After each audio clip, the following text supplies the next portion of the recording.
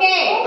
Today is a Mathematics Day, National Mathematics Day. So we are going to celebrate Mathematics Day now. So what is this activity?